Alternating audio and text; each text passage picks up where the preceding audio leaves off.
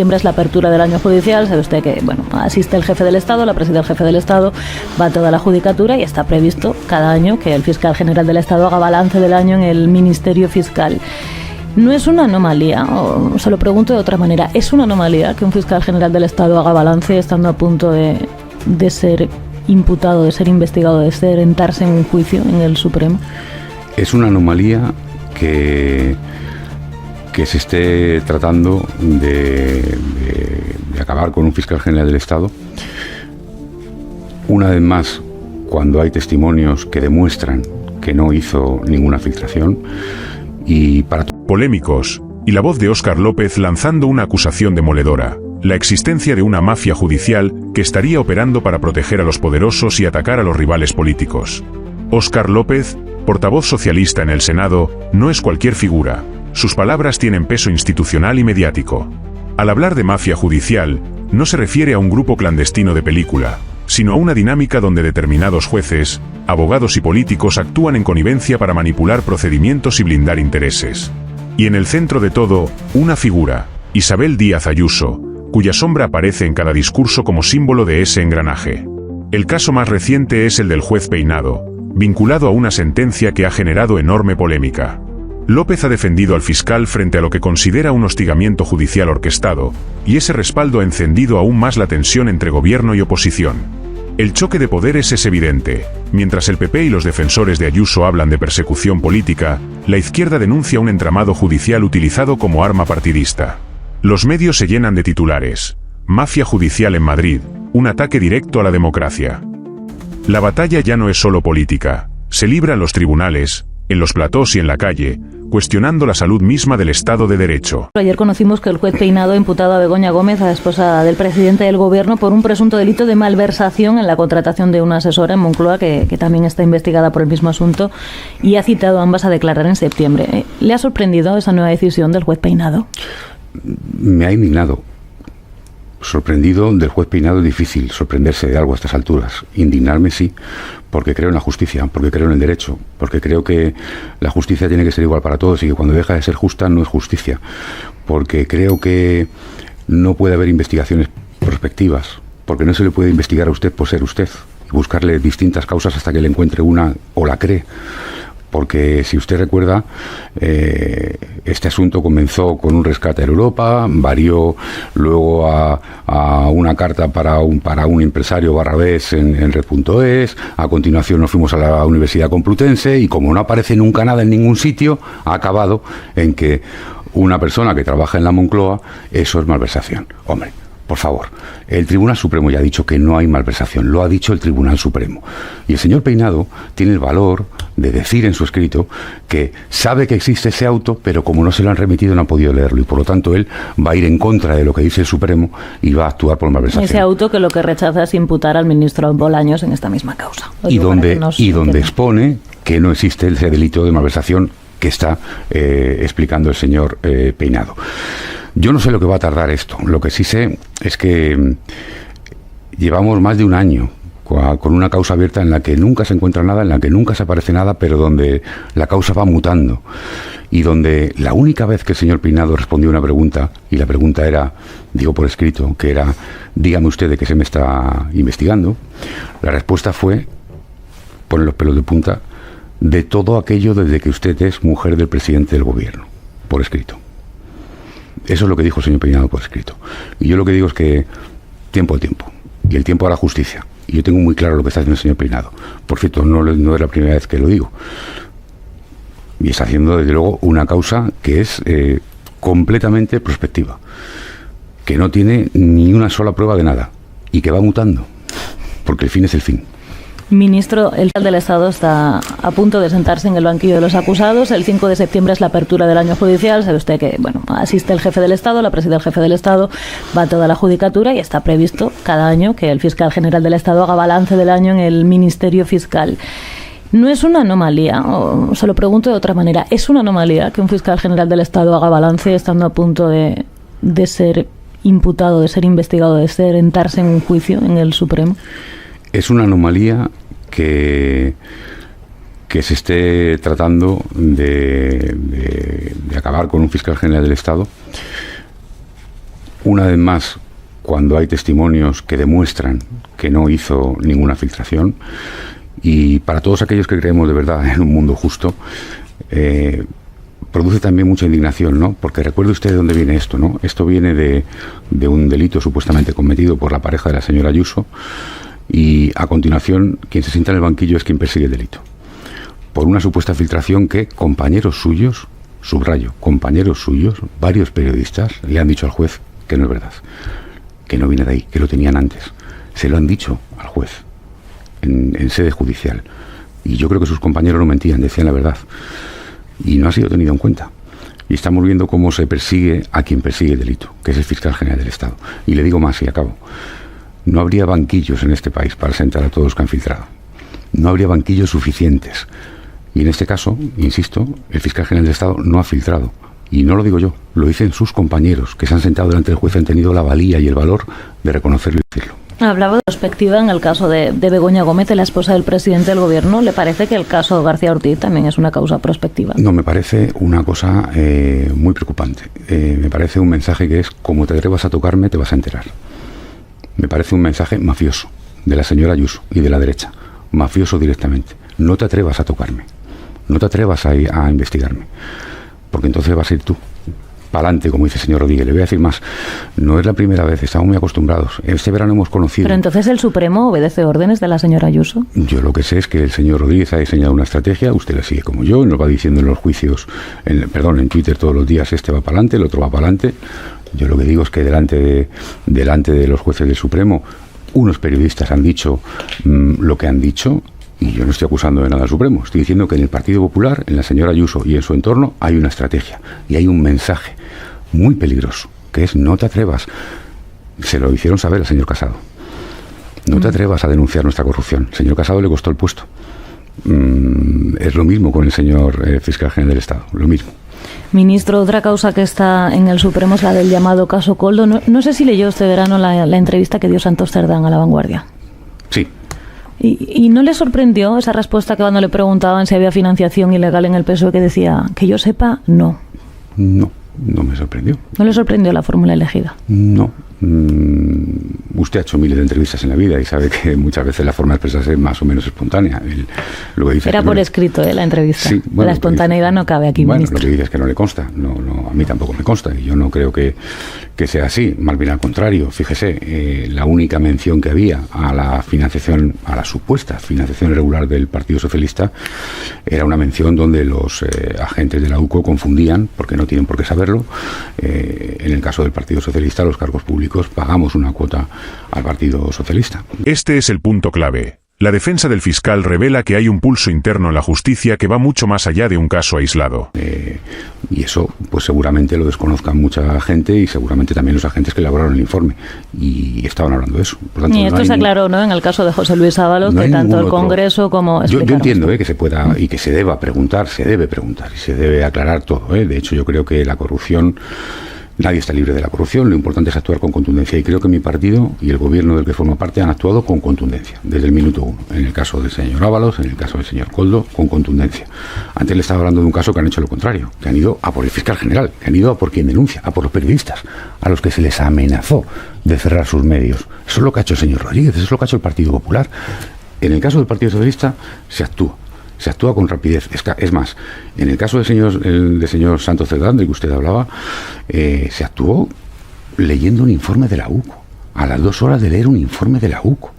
Fíjese de lo que estamos hablando, no hay precedentes en la historia de este país. Yo he visto no solamente no actuar con un informe de la UCO, sino con sentencias, sino con los papeles de Bárcenas encima de la mesa durante años, e incluso acompañar a quien ha sido condenado a las puertas de la cárcel. Todo eso he visto. Y sin embargo este gobierno ha actuado, fíjese, con un informe de la UCO a las 2 horas de leerlo. Quien acompañó a las puertas de la cárcel fue Felipe González, ¿no? Un montón de gente, sí, y había muchos más allí. Pero Felipe González era uno de ellos, ministro. A ver, Isabel Vega, buenas noches. ¿Qué tal? Buenas noches, Pablo. Que aquí es curioso porque, claro, el juez Peinado ya intentó que el Supremo investigara al ministro Bolaños por los mismos hechos, el alto tribunal ya dijo que no, pero más curioso todavía es que el propio Peinado, el propio juez, Isabel, dijo que no podía imputarles ese delito y ahora en cambio cita a declarar a Gómez y Álvarez a mediados de septiembre. ¿Y aquí qué ha pasado? Desde luego lo que hay es un cambio de criterio de peinado, porque el pasado mayo, cuando abrió esta nueva línea de investigación, descartó expresamente que las dos hubieran podido malversar. Begoña Gómez decía al juez porque ni nombró a Cristina Álvarez ni le pagaba su sueldo, y Cristina Álvarez porque fue nombrada asesora y cobraba una nómina por hacer unas tareas. Señalaba el juez en una resolución que no se alcanzaba a percibir en qué medida pudieran tener ambas responsabilidad penal alguna. Ahora sí lo percibe, y lo hace después de que el Supremo rechazase por falta de indicios su petición de imputar a Bolaños ese mismo delito de malversación. Se apoya en que la Audiencia Provincial avaló que investigase si la asesora se excedió en sus funciones públicas, pero tampoco veía claro la sala que eso fuese un delito de malversación.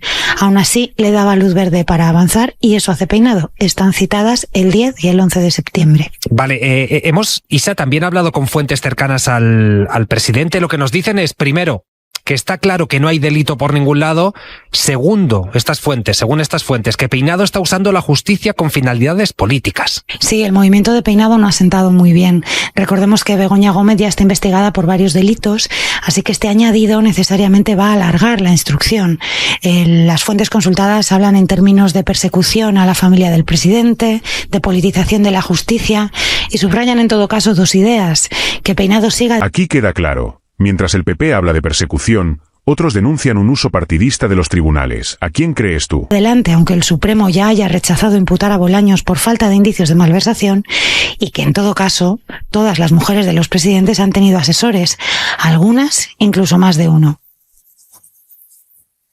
Pues gracias, Isabel Vega. Voy a empezar, Sergio, contigo. Os voy a pedir, sé que es un tema goloso, pero os voy a pedir un minuto a cada uno, que nos tenemos que ir a publicidad y nos espera Josep Borrell. Pero os pido un minuto de reflexión sobre este tema. Yo muy rápido.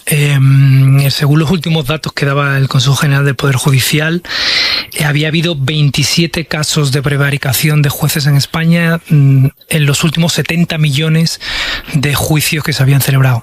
Eso convierte a la carrera judicial española en a la carrera más infalible del planeta. Haciendo un paralelismo, era tan improbable que un juez prevaricara en España como que cayera un asteroide de 1 kilómetro sobre la Tierra, ¿no? Las cosas como son. El señor Peinado es el alumno predilecto del señor Aznar cuando dijo "quien pueda hacer que haga", y todo apunta a que está prevaricando para tratar de dañar al gobierno. Lucía. Bueno, yo no sé si Peinado necesitaba que Aznar le dijera algo, ¿no? Para hacer lo que, no tengo claro, para hacer lo que está haciendo. Me parece que es un juez que está haciendo cosas rarísimas. Yo creo que hay que esperar. Es verdad que para el presidente del gobierno, y sobre todo para su mujer, que es la que está encausada personalmente, es un marrón, porque tiene que defenderse, tiene que presentar recursos, tiene que demostrar que no tal. Y entonces yo sé que es una molestia. Ha habido mucha gente que le ha pasado eso. Sé que esto alarga la cosa y políticamente pues es una herramienta de crítica contra el presidente del gobierno, pero en fin, yo francamente no veo que esto creo que penal es muy complicado demostrar penalmente que ha habido una malversación de dinero público porque esta señora ha mandado un correo a no sé quién. Es decir, esto me parece una cosa muy difícil. Luis. A mí me sobran 30 segundos. Vergüenza lo que me produce este señor. Por vergüenza, no por mí, que a fin de cuentas a mí me produce vergüenza por el daño que está haciendo a la justicia española, aparte, por supuesto, del daño que está haciendo al gobierno, que lo está haciendo y mucho, ¿no? Me produce vergüenza 1 año y pico de instrucción para lo que de momento es prácticamente nada. Me da vergüenza asistir a las chorradas de hacerse por una tarima para prestarle declaración, tomar declaración al ministro de Justicia, hacerse conducir con un coche oficial para no esperar en Moncloa, llegar allí, tomarle declaración al presidente del gobierno sabiendo que el presidente del gobierno no va a declarar en contra de su esposa porque es su esposa y tiene derecho a no hacerlo. Es una vergüenza lo que me produce este señor y ya está, me arriesgo a que me mande a una de la Guardia Civil o lo que sea a casa, pero es que no tengo más remedio que decirlo. Me produce vergüenza ajena y vergüenza por el terrible daño que está haciendo a la justicia española con esa instrucción lamentable, penosa, que lo único que produce, insisto, es a mí, al menos, vergüenza. Incorporándose a las labores de extinción medios europeos. Esto ya no es un simple debate, es una pregunta de fondo. ¿Tenemos justicia o tenemos poder al servicio de unos pocos? Europeos también, tanto materiales como humanos, pero tanto el gobierno de Extremadura como el de Galicia, como el de Castilla y León siguen quejándose de que no tienen medios suficientes y que no es un problema de quién coordina la emergencia, sino de que no hay medios suficientes para combatirlos, ministro. Pues mire, en estos momentos hay desplegados 1.400 soldados de la UME en ataque directo al fuego, 2.000 soldados de la UME en apoyo y relevo, en tareas de apoyo y relevo, 450 medios físicos, maquinaria de todo tipo, 640 bomberos forestales del MITECO, 56 medios aéreos, 7 autobombas y pick-ups, 5.000 guardias civiles, 350 policías nacionales y 200 de protección civil.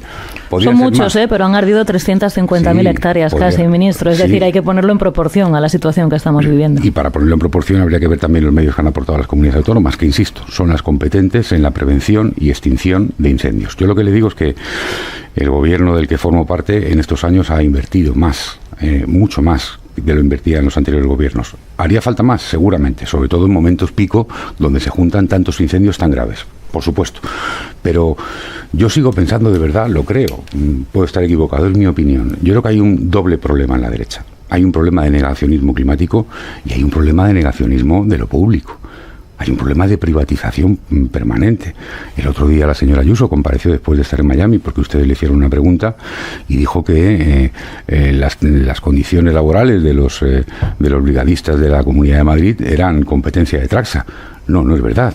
Es la Comunidad de Madrid la que tiene la competencia para poder negociar un nuevo convenio colectivo y mejorar las condiciones de esos brigadistas. Pero fíjese que los brigadistas cuando iniciaron esa huelga, la sede que ocuparon fue la de Traxa, ministro. Sí, claro, porque está subcontratado, evidentemente, porque la Comunidad de Madrid, precisamente porque no cree en tener servidores públicos, fíjese, si fueran bomberos de la Comunidad de Madrid ganarían un 5% más, pero claro, tiene subcontratado a Traxa el servicio. Lo que no dice la señora Ayuso es que Traxa le paga lo que establezca el convenio colectivo de Madrid y por lo tanto tiene que ser ella la que mejore las condiciones laborales. Pero seguro que ha escuchado al consejero Novillo, al consejero de la Comunidad de Madrid, planteando, ¿no?, esa reunión con Traxa. Señor Novillo, que además es bombero. Ya me parece perfecto. Yo lo que le digo es que se siente con los bomberos y que mejore sus condiciones en el convenio, que para eso está. Pero también debería sentarse Traxa, ¿no?, en esa reunión. Pero sí, Traxa es la primera que va a aplicar esa ley de bomberos forestales que le decía antes. De hecho, alcanzó un acuerdo, si no recuerdo mal, hace 15 días se alcanzó un primer acuerdo con los sindicatos para ser los primeros que apliquen esa ley. Es decir, que la Administración General del Estado sí lo va a aplicar y va a ser la primera en aplicarlo. Faltaría más. Ahora le faltan a las comunidades autónomas, pero vuelvo en la reflexión en la que estaba. Cuando se niega lo público, pasa lo que pasa. Mire, lo conozco bien porque sabe usted que el Ministerio no es solamente de inteligencia artificial, sino también de función pública. Mire, en los últimos años hemos duplicado las plazas y las ofertas de empleo público. Antes le he dicho los efectivos que hay de Guardia Civil y de Policía Nacional desplegados en el territorio. Concretamente, en el caso de la policía, por ponerle un ejemplo, durante la etapa de gobierno del señor Rajoy se convocaban 1.200 plazas al año. En la etapa de gobierno de Pedro Sánchez se han convocado 2.500 al año, el doble. Por tanto, hay que creer en lo público, hay que apostar por lo público, hay que reforzar las plantillas. Hubo 7 años de recortes de lo público en este país, 7 años de recorte de lo público. Y ahora llevamos más de 7 años de un gobierno progresista que está reforzando lo público. Eso es importante. Hablaba antes de esa cuestión de competencias, ¿no?, de que hay comunidades. Me voy a quedar con el argumento que esgrime el gobierno, que escurre en el bulto. Ayer una manifestación en León bastante numerosa pedía al gobierno central que asuma el mando de la emergencia. También ha habido manifestaciones así en Astorga y en Ponferrada porque no se fían de la gestión del Ejecutivo de Castilla y León. Pues dice mucho de la mala gestión del Ejecutivo autonómico. Pero el gobierno central no escucha las peticiones de los ciudadanos. El gobierno central lo que trabaja es en la coordinación con las comunidades autónomas para extinguir los incendios.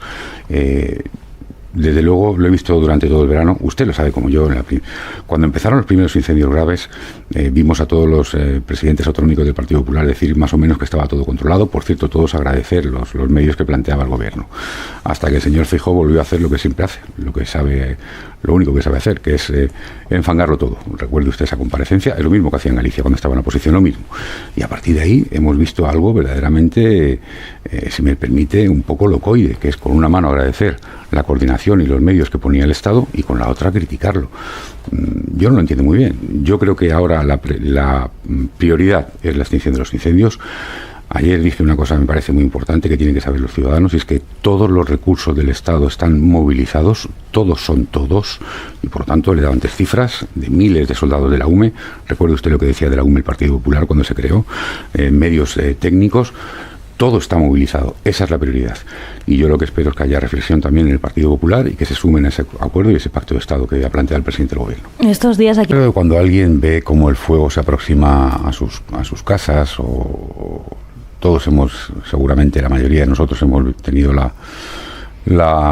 mala experiencia de haber vivido cerca un incendio, ¿no? Y recordamos todo, el drama de las llamas avanzando, ese olor que se nos queda para días, ¿no? Ese drama humano. Este año hemos perdido ya 4 vidas en verano, ¿no? Pues es evidente que todo parece insuficiente. Ahora estamos en el punto álgido, en el punto en el que se trata de la urgencia de apagar los incendios, pero es verdad que aquí se plantean varios debates. Se plantea un debate sobre el modelo territorial para cómo combatir la despoblación y el abandono del mundo rural. Se plantea un debate sobre el cambio climático, porque estamos viviendo, cada año es un verano que bate récord de calor con respecto al año anterior. Hay una evidencia empírica y científica que algunos se empeñan en negar de calentamiento. Hay un debate sobre los medios que se pueden aportar para extinguir los incendios, e incluso yo diría que hay incluso un debate sobre la España autonómica, porque yo creo que quienes ejercen la presidencia de una comunidad autónoma, siempre de la misma manera, que es escurriendo el bulto y buscando como responsable al Gobierno de España cuando es su competencia, pues no hacen sino deteriorar un modelo, el autonómico, que se pensó para lo contrario, para que los gobiernos ejercieran sus competencias, para tener gobiernos cerca del territorio. Si cada vez que hay un problema salgo corriendo y la culpa es de papá Estado, entonces tenemos un problema. Ahora, si quiere, hablamos de todas esas cuestiones que planteaba. Me ha utilizado ya la expresión escurriendo el bulto, que es la misma que le escuché ayer a la vicepresidenta María Jesús Montero.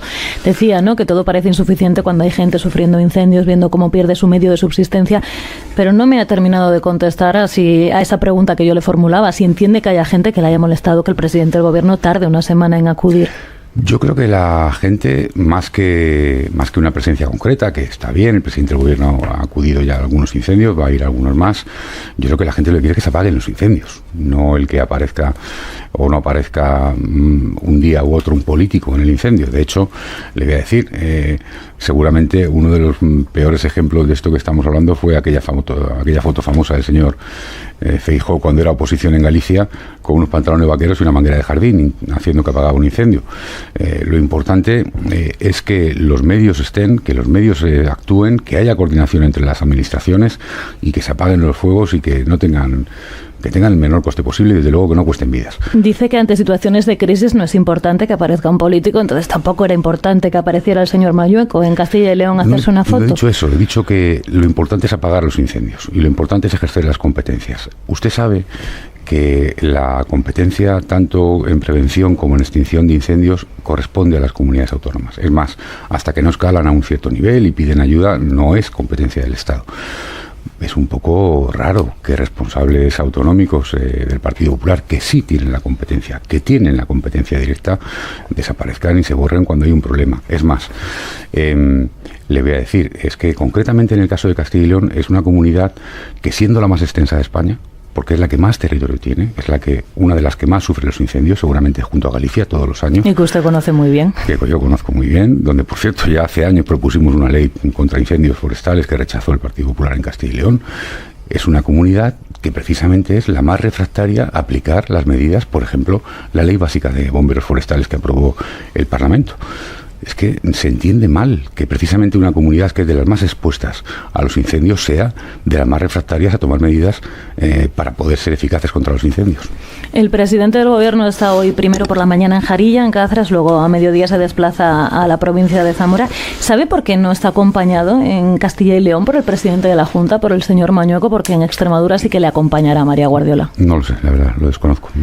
El PP lo que ha hecho ya es diseñar esa propuesta de pacto de Estado para combatir el cambio climático. Dicen que el presidente busca polarizar, ministro. Fíjese, le voy a decir algo en el que seguramente no hayamos reparado, ni siquiera los periodistas o las personas que analizan la actualidad. Tanto el Acuerdo de París contra el cambio climático como el Acuerdo de Naciones Unidas para la Agenda 2030, los dos se aprobaron gobernando el Partido Popular en España. Los dos. Y nadie ha reparado en eso. Era el PP quien gobernaba nuestro país cuando España firmó ambos acuerdos. ¿Qué hizo para aplicarlos después? Nada. Es verdad que ha llegado un gobierno progresista, y se ha puesto en marcha con las medidas, con la Agenda 2030. Hemos hecho una política en todo momento, desde el minuto 1, contra el cambio climático. Hoy España es un líder mundial en energías renovables, no por casualidad, sino porque se ha hecho una apuesta en los últimos años. Estamos destinando una gran parte de los fondos europeos precisamente a la descarbonización, a hacer que España sea un país líder en la lucha contra el cambio climático. Y vemos a un PP entregado a las tesis de Vox, negacionista, que, insisto, y esto no se ha dicho, fue el que firmó, estando en el gobierno, esos acuerdos que ahora niega o reniega de ellos. Es un poco ridículo. Por eso yo creo que sí merece la pena que nos sentemos seriamente a hablar, que haya un acuerdo de Estado para implementar medidas que nos sean más eficaces en un país que es europeo, que es mediterráneo y que está altamente expuesto a los efectos negativos del cambio climático. Mencionaba ahora, ¿no?, los logros del gobierno, de este gobierno, en la lucha contra el cambio climático. De hecho, España ya cuenta con una ley de cambio climático que se aprobó en 2022 y con planes de adaptación al cambio climático que dependen de esa vicepresidencia para la transición ecológica que creó el señor Sánchez. ¿Qué añadiría exactamente este pacto de Estado? Bueno, yo creo que se trata de compartir un diagnóstico de la situación, de compartir qué más se puede hacer, porque claro, aquí estamos hablando de medidas que muchas de ellas no corresponden solo al gobierno de España, son también las comunidades autónomas, es también el sector privado, son también los otros organismos. Por lo tanto, creo que es bueno que haya un pacto de Estado donde se compartan medidas. Le pongo un ejemplo para que se entienda mejor. En el año 24, recientemente, hace meses, se aprobó esa ley básica que le decía de bomberos forestales. Si las comunidades autónomas luego no la aplican, tenemos un problema. Por lo tanto, se trata de que las medidas se compartan y se apliquen. Mire, hay comunidades, usted lo sabe, que están en rebeldía permanente. La Comunidad de Madrid, la señora Ayuso, no cumple la ley de la vivienda, no cumple la ley de bomberos forestales, no cumple la ley de memoria. Se dedica a incumplir las leyes sistemáticamente. Son leyes del Estado, son leyes estatales, pero que se incumplen en la Comunidad de Madrid. Por lo tanto, es bueno que haya acuerdos, que haya consensos, precisamente para que todo el mundo cumpla y aporte. De momento lo que están son esos fuegos activos. El plan del gobierno contra estas estafas ha bloqueado, atención, 48 millones de llamadas y 2 millones de SMS. De media, cada día las operadoras bloquean casi 435.000 llamadas y más de 18.000 mensajes fraudulentos. Óscar López es el ministro de Transformación Digital y Función Pública. ¿Qué tal, ministro? Buenos días. Hola, muy buenos días, Lara. Presume de cifras espectaculares contra esas estafas. Bueno, hacemos balance, ¿no? Y todavía queda por hacer, ¿no? Pero imaginen si hemos conseguido parar 82 millones de llamadas, 48 millones de llamadas falsas. Imaginen el problema, la dimensión del problema, ¿no? Bueno, hace más o menos un año nos planteamos tomar una serie de medidas para atajar este problema del que todos hemos sido víctimas. Todos hemos recibido alguna llamada falsa, alguna llamada. Hay dos problemas, por cierto. Uno es, por aclarar, lo que son estafas o suplantación de personalidad. El otro es el de llamadas comerciales, que son legítimas, pero que como ciudadano no identificas, porque te llega, por ejemplo, a través de un número móvil y coges pensando que es un familiar o un conocido o alguien que no tiene su número grabado y es una llamada comercial. Eso no es que sea un delito, eso es que sencillamente todos tenemos derecho a que se identifique como llamada comercial. Bueno, estudiamos otras medidas que se tomaban en otros países, vimos casos de éxito y aprobamos una serie de medidas que entraron en vigor, las primeras de ellas en mayo, las segundas en junio, y ahí están los números. Bueno, seguiremos actuando, pero desde luego creo que merece la pena. Dice que seguirán actuando, trabajan en otra iniciativa para evitar que los ciudadanos recibamos esos mensajes falsos de telefonía, que mucha gente mayor pica, esos mensajes falsos, ¿no?, de la DGT o de correos. ¿Cómo se pretende atajar esa estafa? Bueno, esto es un poquito más complicado, es un poquito más lento. Por eso hemos decidido, vamos a establecer un registro de las empresas, de los organismos que envían esos mensajes en la CNMC, y a partir de ahí pues tendrán que estar registrados para poder enviarlos, ¿no? Porque es verdad que todos recibimos de vez en cuando un SMS que supuestamente es de correos o de la DGT o de alguna empresa, de algún banco, de alguna eléctrica, y luego es falso, ¿no? Y es verdad que mucha gente mayor especialmente pica cuando le ponen un enlace donde... ¿Usted los ha recibido, ministro? Sí, por supuesto que sí. Sí, yo creo que nadie está libre de... Todos recibimos este tipo de mensajes y de llamadas, ¿no? Por lo tanto, creo que es muy importante, porque es verdad que es abusando de la buena voluntad y de muchas veces del desconocimiento de personas mayores o de personas no mayores, pero que de verdad confían en el nombre que ven impreso en ese SMS, pues pinchan y lo que no saben es que después de pinchar en el enlace seguramente se descargue un virus en su móvil, ¿no? Por lo tanto, es un tema grave, es un tema que afecta a millones de ciudadanos y creo que es una buena medida que está teniendo efectos. Ahora que hablaba de temas graves, han ardido casi 350.000 hectáreas ya en España este verano. El noroeste del país sigue en llamas, Galicia, Castilla y León, Extremadura. ¿Entiende que haya ciudadanos molestos porque creen que el presidente del gobierno... ¿Es la justicia realmente independiente o está controlada por intereses políticos? Esa es la pregunta que flota en el aire tras escuchar las acusaciones de Óscar López. Si los jueces, fiscales y dirigentes políticos forman parte de un engranaje que responde más a intereses partidistas que al Estado de Derecho, lo que está en juego no es un simple caso judicial, es la credibilidad de todo el sistema democrático. Una justicia manipulada deja de ser justicia y se convierte en un arma contra la ciudadanía. El riesgo es enorme. Sin tribunales imparciales, sin transparencia y sin rendición de cuentas, los poderosos quedan blindados mientras los ciudadanos pierden confianza en las instituciones. ¿Crees que Ayuso debería rendir cuentas por estas acusaciones? Deja tu opinión en los comentarios. Queremos leerte. Y recuerda, aquí desenmascaramos lo que los grandes medios callan. Suscríbete para no perderte nada.